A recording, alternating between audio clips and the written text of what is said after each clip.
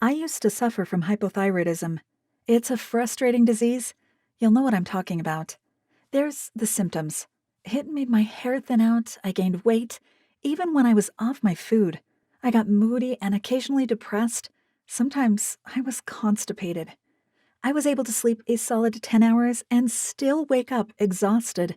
I found it difficult to focus at work and struggled to really enjoy family and social life. My low moods and anxious thoughts created one or two relationship difficulties too. People tried to understand, but my condition wore them down. Even more frustrating was that doctors simply didn't believe there's anything wrong with me. After several discussions, my doctor looked at my thinning hair, accepted that my dry skin and aching limbs wasn't normal, but then put my fatigue and anxiety down to me being preoccupied with my thinning hair and aching limbs. He told me he couldn't find anything wrong with me. He advised I eat better, exercise more, and take up a hobby. When he did finally have my blood tested, hypothyroidism was diagnosed. I was put on a lifetime course of drugs. They had some positive effect, but they mostly reduced symptoms a little. They never got rid of them. So I was still tired an awful lot, but I could mostly keep my eyes open. My hair and skin still thinned and dried, but a little less, and so on. The meds became a problem. I developed some dosage problems, which is common with hypothyroidism meds. They're sensitive drugs. A bit too much or too little can have dramatic effects on a person's health. Even taking pills from a new batch can lead to adverse reactions. My doctor informed me that for many people, thyroid problems fluctuate over the course of the year, which, as I found out, means the dosage had to fluctuate too. I've never been keen to take drugs for illnesses. They're toxic, unnatural, and over time can cause as many problems as they solve. Yet here I was, stuck, basically. I wasn't getting better. The drug's downsides could hit me in between the eyes at any time, but I didn't know what else to do instead. Anyway, that's all done with now. I no longer have the disease, so I can look back on those days and smile. It's all over for me. I'm fully well. I do still recall it all, though, and I feel for others who are ill now in the ways I was then. My recovery is complete. It happened pretty quickly, about 4 weeks, give or take a few days. And that disease ain't coming back either. I'll explain why. Not everyone suffers hypothyroidism for life. About 18 months ago, a lady called Jodi was in front of me in a long line at the supermarket. While we waited to be served, we started talking. Long story short, Jodi knew all about hypothyroidism. She was a natural health practitioner and some years previously had helped a close friend who had it really bad get over the disease. Today, Jodi routinely treats hypothyroidism in hundreds of people.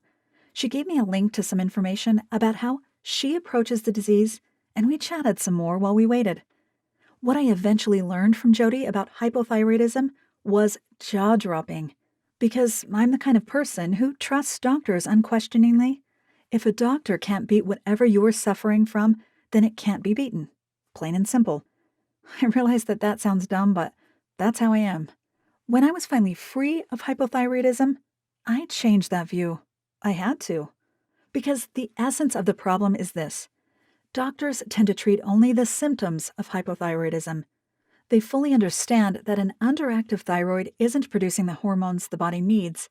They of course know that these hormones, known as T3 and T4, regulate metabolism, which means they directly affect how fast your heart beats, how deeply you breathe, your body temperature, cholesterol levels, and whether you'll gain weight or lose it. And doctors understand the effects of an underactive thyroid: weight gain, depression, poor skin and hair quality, disrupted menstrual cycles in women, aching joints, ongoing tiredness, and so on.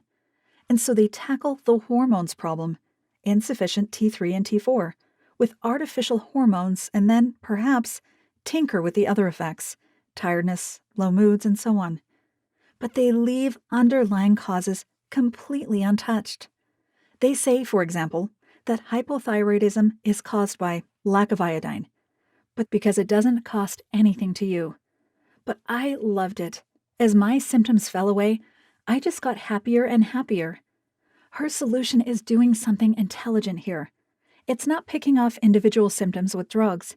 It's addressing the underlying problem at its cause, where it all began. We're reversing how we got hypothyroidism in the first place. We didn't get it with pharmaceutical drugs.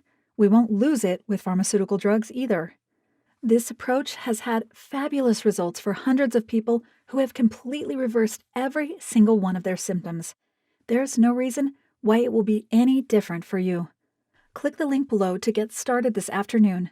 And remember, what we address changes, but what we ignore doesn't remain the same, it deteriorates. The long-term effects of fatigue, low moods, and anxiety are not pleasant. Family life suffers, friendships start to fall away, life just becomes so much less enjoyable. Hair and skin starts to suffer, even if you're not especially vain. Dry skin, marks, and thinning hair makes anyone self-conscious. I halted my own deterioration by stopping it in its tracks. I rid my body of the toxins that had started the whole thing off. When I did that, all those dominoes fell, and I was healthy once more. Take charge of your hypothyroidism before its grip on your life becomes total.